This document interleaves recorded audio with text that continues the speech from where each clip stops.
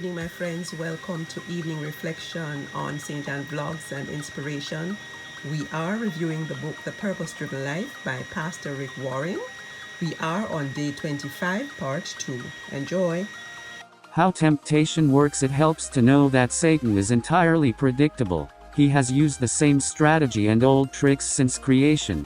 All temptations follow the same pattern. That's why Paul said, we are very familiar with his evil schemes. From the Bible we learn that temptation follows a 4-step process, which Satan used both on Adam and Eve and on Jesus. In step 1, Satan identifies a desire inside of you. It may be a sinful desire, like the desire to get revenge or to control others.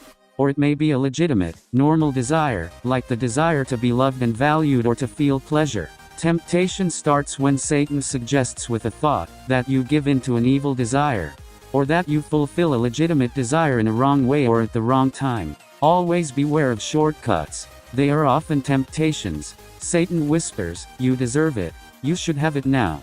It will be exciting, comforting, or make you feel better. We think temptation lies around us, but God says it begins within us. If you didn't have the internal desire, the temptation could not attract you. Temptation always starts in your mind, not in circumstances. Jesus said, for from within, out of a person's heart, come evil thoughts, sexual immorality, theft, murder, adultery, greed, wickedness, deceit, eagerness for lustful pleasure, envy, slander, pride, and foolishness. All these vile things come from within. James tells us that there is a whole army of evil desires within you.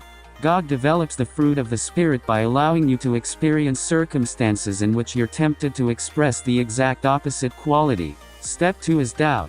Satan tries to get you to doubt what God has said about the sin. Is it really wrong? Did God really say not to do it? Didn't God mean this prohibition for someone else or some other time? Doesn't God want me to be happy? The Bible warns, watch out. Don't let evil thoughts or doubts make any of you turn from the living God. Step 3 is deception. Satan is incapable of telling the truth and is called the father of lies. Anything he tells you will be untrue or just half true. Satan offers his lie to replace what God has already said in his word. Satan says, you will not die. You will be wise like God. You can get away with it. No one will ever know.